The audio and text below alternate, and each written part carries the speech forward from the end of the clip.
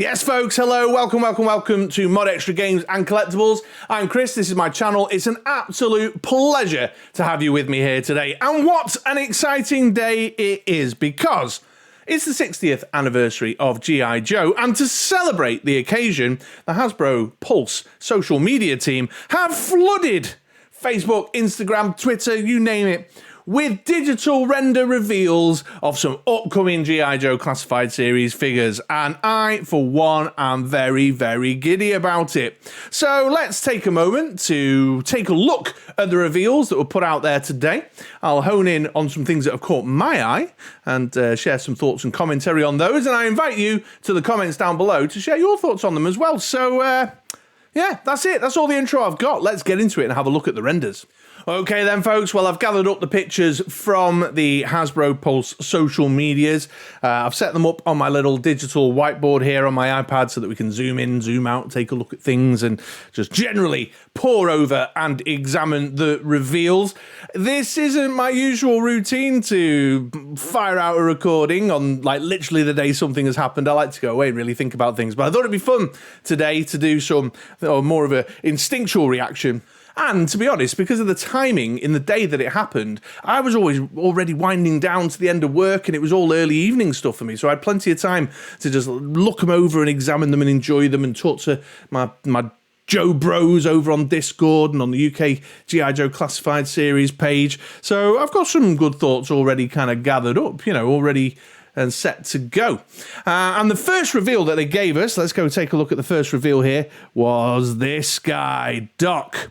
Not the female version of Doc, as was reported by some YouTube channels a couple of months ago, but the classic look, OG, male Doc in his uniform. And this is an exciting figure, I think. It's definitely a pre-order for me. I'll just read you quickly what it said in the social media description. There's a little quote in here that I think is important. It said, packed with a full first aid kit, 11 character-inspired accessories, including foldable stretcher, and we can see that there on the side here with the hinges. You can see the hinges in the middle there, which is definitely a nice touch. Then that attaches to the figure's back, so lovely. Alternate gloved hands, which are not depicted in the digital render. There's no hand swaps being shown there, but I'm going to speculate that that's probably like some latex medical gloves on the hands, perhaps. And then it says medical bag, removable pouches and holster, helmet, and his iconic green tinted glasses. So we can see the removable holster here. I think the removable pouches are probably going to be these two at the front. The one with the, what is that, like a Statue of Liberty torch? Any Army medics, tell me what that symbol is out there in the comments. And the cross there, but I think all these pouches along here, like this one on the side, these two at the front, this one over here on this side are removable. I've got a sense, an inkling maybe, that you can pop the little blue biro out and the red torch, perhaps. Pop it in his hands and, I mean, like he's checking someone's eyes, follow the light, all that kind of stuff. So I think we can see some of those removable pouches, first aid kitty stuff in the render, but I don't think everything that is being included has been shown in this digital render.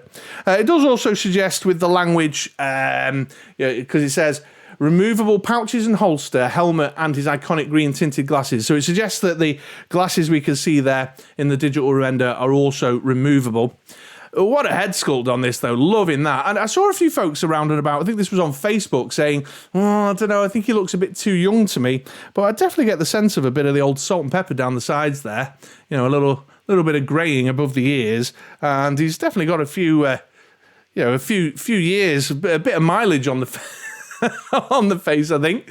I'm not so sure he does look too young. So that's all really awesome. Loaded up with accessories. Of course, he's got the helmet that they mentioned, the removable holster, and I like his weapon selection too, the flare gun and the taser. Very appropriate for a field medic who's got a more kind of pacifist outlook, so that's wonderful to see. I'm liking the little splash of colour in there every now and again, so the classic green tint that they reference in the description to his glasses, the splash of colour in some of his accessories. He's got the red belt with the painted belt buckle. Always a big fan of a painted belt buckle. Got the splash of red on his watch strap there as well. So little splashes of colour just to kind of break it up, give it a little bit more energy, a little bit more shelf presence, which I think is wonderful. Overall, very, very into this figure.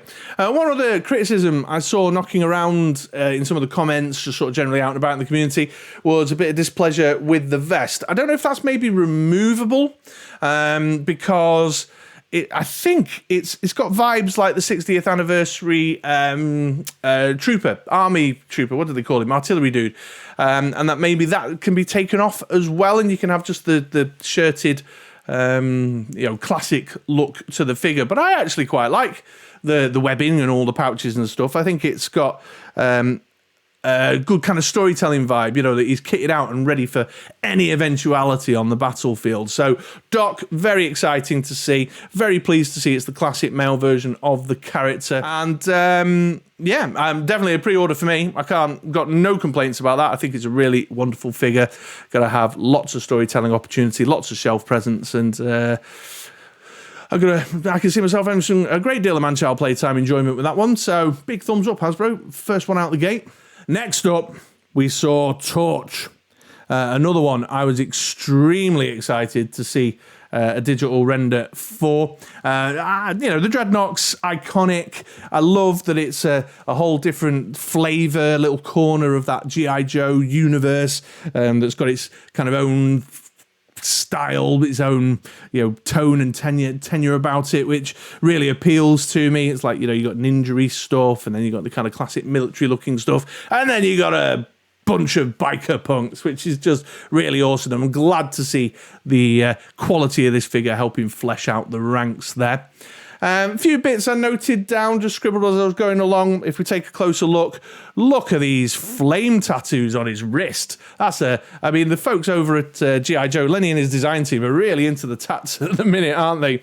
But they're really colourful, really energetic, got a lovely dynamic energy, and I like the chain wrist bracelets as well, just to really give it some further kind of punky flavour, which is really nice. And while I'm on the subject of things like paint applications, notice that if the figure comes out like this digital render is depicted, then all the paint applications on the buckles down the leather jacket, the painted spikes on the arm band, the skull necklace, and the choker with the painted spikes, the headband, all the lovely little paint applications, really bringing it to life, really giving it some extra shelf presence there, which I'm a big fan of, and all sculpted in as well. Look at the leather effect on the vest and the zips, the sculpted in zips. If the in-hand 6-inch figure in plastic comes out like that, I'm going to be head blown impressed, because I'm loving the detail on this guy. The massive sides and the stash. Oh, lovely. Lots of great detail in there to get really excited about. Talking about paint applications as well, we've got a bit of a splash of colour on the backpack there. The flame tank is in that kind of lime greeny, yellowy colour with some kill count, some crosses for some kills, and then Nox rule. Misspelt, I think intentionally. In my headcanon, I like to think that's intentional. In fact, in the description, it said something about what's a hero without a competent, and then in brackets it was like, or in this case, an incompetent villain. And I think that's possibly a bit of a reference to things like, they ain't except for Buzzer.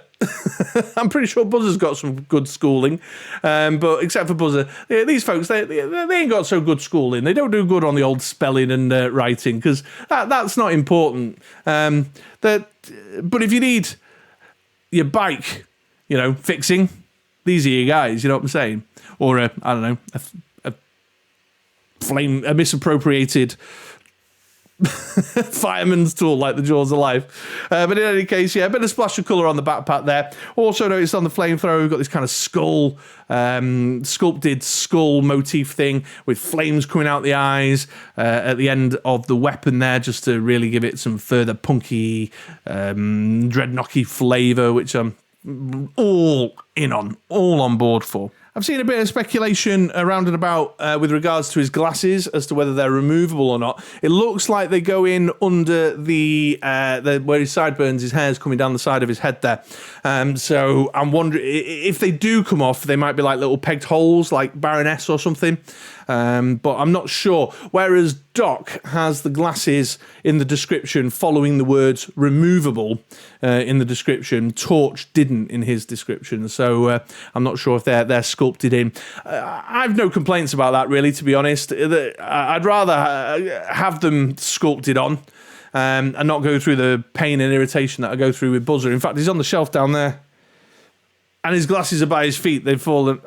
Oh, you can't see on the camera, but he's down there. His glasses are by his feet. They've already fallen off. And I very rarely pose Buzzer and Ripper without their glasses on, and I'd very rarely pose Torch without his glasses on. So I hope they are sculpted in, but if they're not, I suspect there'll be little peg holes there. And then we've got these flame effects here. Look at these, amazing. A selection of flame effects to suit whatever your display or photography or diorama idea might be. They look awesome, don't they? Big long jet of flame, a little stunty puff, a flame. That's an interesting choice of words, and a more middling one. But I'm enjoying the fact that there's a selection available, offer some options, offer some choice in terms of what you're trying to do with the display. He's armed up with 2 pistols. That's fine also, but you're going to have him decked out with his flamethrower the vast majority of the time.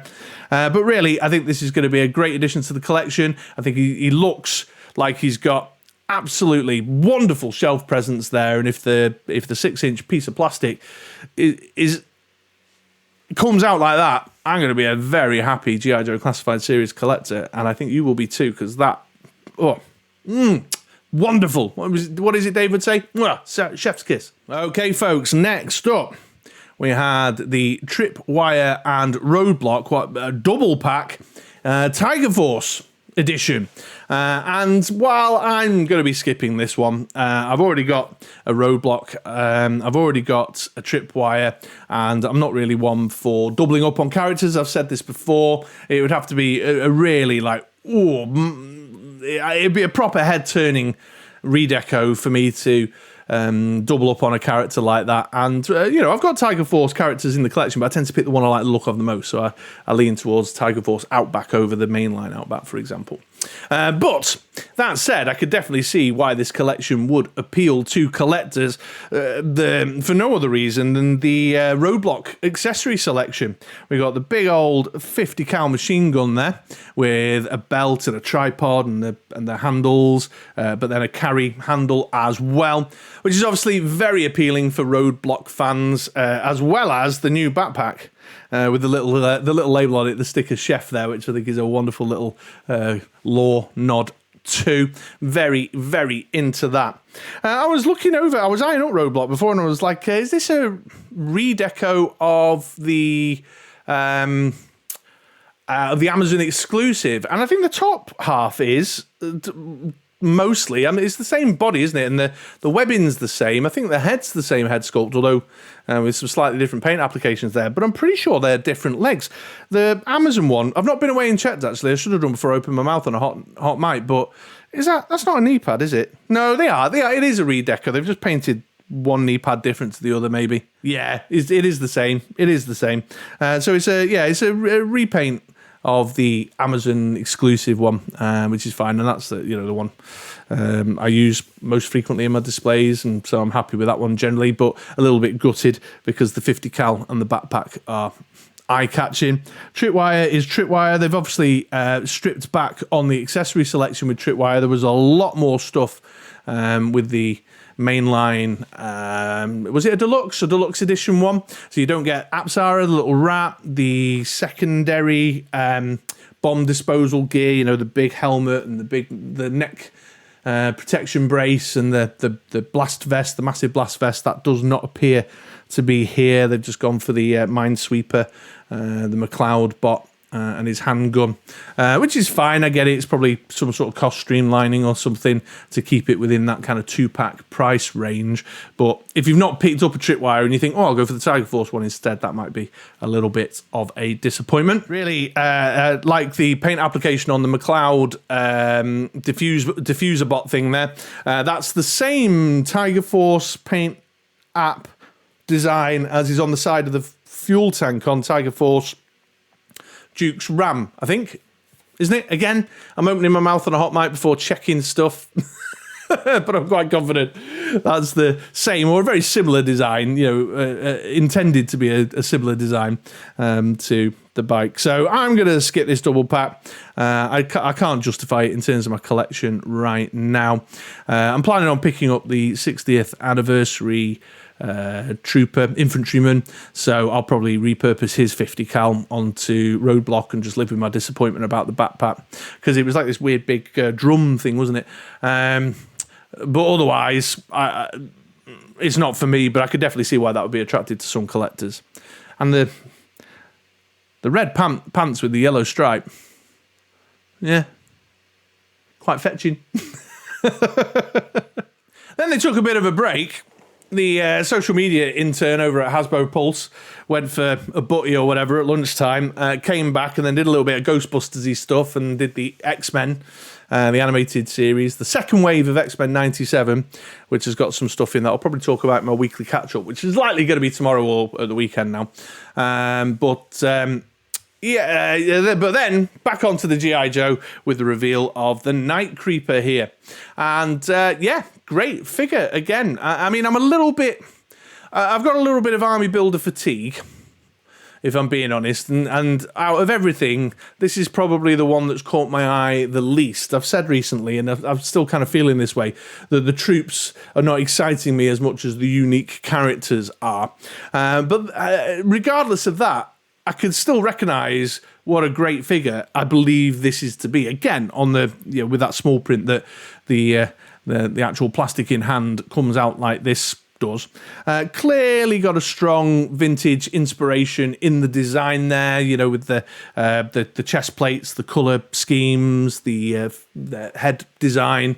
Clearly very strongly inspired by the vintage figure. Although they have thrown in a little bit of a nod to the kind of version 2 later look figure with the second head swap design, which is cool, depending on when you were collecting. My time with G.I. Joe Night Creepers looked like the main one, but for some folks in the 90s, mid-90s, your Night Creepers would look like the head swap, so that's cool that they've got a little nod in both directions there. Got some cool gear here. The crossbow's awesome. Nice backpack with a quiver on it. Have we seen... and then the swords on this side. Have we seen these swords before? These repeats? I don't recognise them, but that doesn't mean we've not seen them before. That just means they're not on a figure that I've picked up. But I don't think we have. I'm not sure. But they're very vintage inspired, very, very classically inspired. The hand swaps, I'm pretty confident, are from a redeco of an old Snake Eyes set of hands. Got a couple of daggers there. Yeah, all round, it's a solid package. I probably will pick one up, but I'm just less excited by Troop Builder folks compared to unique characters of late. Well, it just is what it is. But I do like the look of it. And a nice splash of purple and grey on the shelf wouldn't go amiss. And it's another figure in, I was talking before about little corners of the universe getting some attention. It's another figure in that kind of, martial arts world, that martial arts space that some of the G.I. Joe characters inhabit. So, no complaints. I'm just like, not quite as excited as I am by some of the unique characters. So there you go. So from one hugely vintage-inspired character to a kind of modern reinterpretation, I feel here, with the Jinx reveal that they've given us today. So it's Jinx, to my recollection and my nostalgic memories, had the kind of larger, baggier gi that she wore, and this is much more kind of modernised, streamlined kind of kung fu style outfit that they've popped her in here. Still heavily inspired by the original look, of course. So the badge, the dragon symbol here on the top left. Chest is obviously inspired by the original character. They've got the ninja wrap head wear, again inspired by the original character. The weaponry selection, I've forgotten what this is called. The Gitana. Oh Jesus! Let me look up the name of this one. People get on me when I get weapon names wrong. Naginata spear. Hasbro quite conveniently put the name of it in the description on the post. So that's wonderful. Thank you, Hasbro, for ignorant weapon people like me. But a great selection of stuff. I really love the head sculpt. Very into the head sculpt. Obviously, again, kind of modernized in tone and feel, but I appreciate that. I'm glad they didn't go for the kind of 80s style mullet that she wears in the movie. He says right now, sporting a pretty mullety do of his own. But yeah, I like the kind of more modernised look and feel to the character. More tattoos, and this looks like a very colourful and exciting tattoo deco down the right arm there. Got the little choker necklace just to kind of break it up a little bit and add a little bit more sculpted detail. Got the usual kind of texture details throughout the whole uniform. And then they mention in the description that it includes the blindfold for the, or in reference to, I should say, in reference to, what did they say? The iconic training scene from the G.I. Joe, the movie. So I'm glad they drew inspiration from G.I. Joe, the movie for that, but not for a hairdo. But again, another wonderful kind of splash of colour, nice bits of scarlet to add to the G.I. Joe side of the shelf. Good accessory selection. Head swap, hand swap, all awesome stuff. Yeah, Jinx definitely going on the pre-order list for me. And finally, to quote the social media post from Hasbro Pulse, last but by no means least, they showed us Gnawgahyde here. Another character that we've been expecting for a while, name only revealed back on one of their streams in the middle of last year, but another great looking figure. And when I saw this on the screen, I was like, ooh, more great knock action. Very, very on board with this.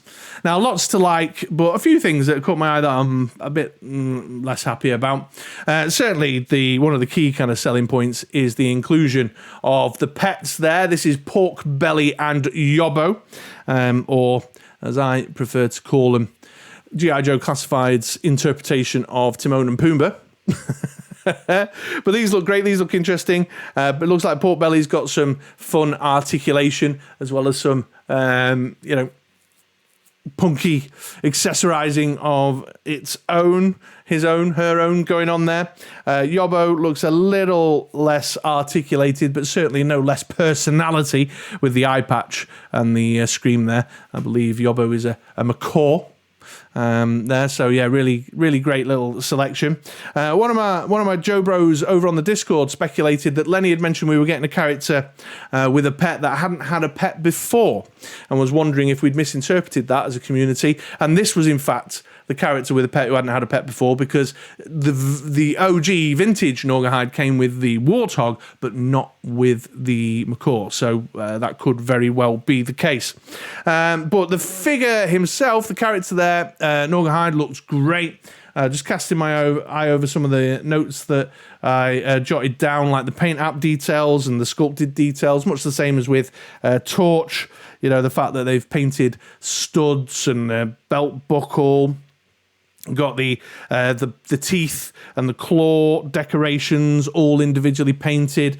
Obviously, the animal skin pattern in his waistcoaty vest thing, and across the hat, the teeth and all that kind of stuff. Tattoos again. I love the Anarchy tattoo there on the top of his left shoulder. So that's all really lovely to see. Lots of nice sculpted detail. I don't remember from the description, I didn't note it down whether the hat's removable or not, but I suspect it will be. So yeah, really enjoying the sculpt detail. Look at the texture detail on his vest there. Just yet another thing in the digital render that if they do that textural detail, I'll be very, very impressed with that for sure. Got the dog tags and the necklace. Yeah, just lots to like about the presence of the figure. Got his machete there. Again, have we seen that before? Somebody who's got a greater memory than I, or has bought all the Joe figures, let me know in the comments down below. But he's got his big machete and a couple of daggers there.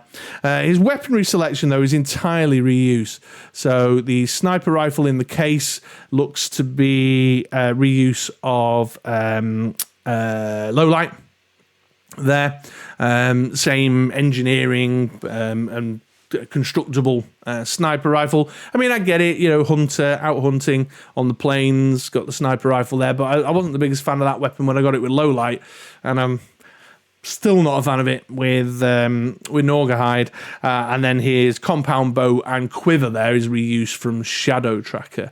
And I'm assuming that the rifle case will have the peg hole in it like low lights did, so you can have the rifle case and the quiver attached to him at the same time, maybe. I'm not sure what you would do with the additional loops and clips there that were designed for Shadow Tracker's weird machete dagger thing. I suppose this one would fit in it somehow. I'm not sure. But yeah, the reuse of the weaponry,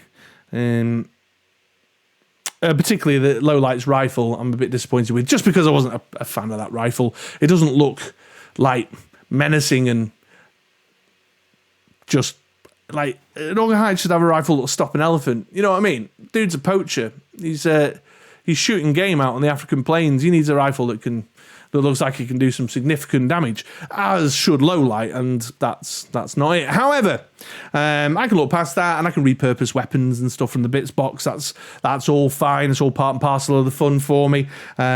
Certainly in terms of the look of the figure and the animal accessories, I am in. That Dreadnought display is going to look super sweet. It's going to have a wonderful selection of characters in there, and I'm so glad that the roster has increased, and it's just so colourful and wild and wacky and idiosyncratic. I'm so on board with it, and Gnawgahyde just meets all the criteria for me on that front, so definitely a pre-order. And there we go then, beautiful people. That was everything that cropped up on the Hasbro Pulse social media this very day, up to the point of recording, of course. Now, they did indicate with Gnawgahyde that was the last one they were going to be popping out and revealing, so I'm feeling reasonably confident and safe. I mean, we're outside of business hours on the East Coast now, so I should be okay. Hopefully I've not put this video out and then something will come along in the next hour or two. But there we go. But exciting times to be a G.I. Joe Classified Series collector, if not a bit painful on the wallet. None of this is up for pre-order yet. They've not, you know, no in-hand reveals. Maybe there'll be a stream coming up where a couple of bits will get shown off in a bit more detail on the old turntable with the camera. But for the moment, none of these are for pre-order. It's all just, you know, excitement building, previewy type stuff with the digital renders, which is fine. The kind of pace and rhythm of Classified from digital render to in-hand reveal to pre-order to delivery has definitely got a bit better of late. Although with the sheer volume of it, that general pace is a little hard to keep up with, you know. And then just finally one general thought. Really pleased to see such a wider selection of hand swaps and head swaps going on. This was on my wish list a couple of years ago, and I'm so pleased we're seeing more of that going on within the line to flesh out the accessory selection and increase the the stuff that you can do with your characters. So there we go. There is the reveals for today, the 1st of February, through the Hasbro Pulse social media. Once again, I'll reiterate, I invite you to head down to the comments below. What are you pre-ordering? What are you not pre-ordering? What do you like the look of? What don't you like the look of? If anyone has any bits of knowledge to fill in some of my gaps, some of the questions that I've asked as I'm going along, please do, again, jump in down below and let me know. But in the meantime, thank you so very much for taking the time to watch me. I know there's a bazillion other channels you could be watching, and I'm very, very grateful that you chose mine. And I hope you have a wonderful day, a wonderful weekend, and I'll catch you around these parts for another vid sometime soon. All right, take it easy, folks.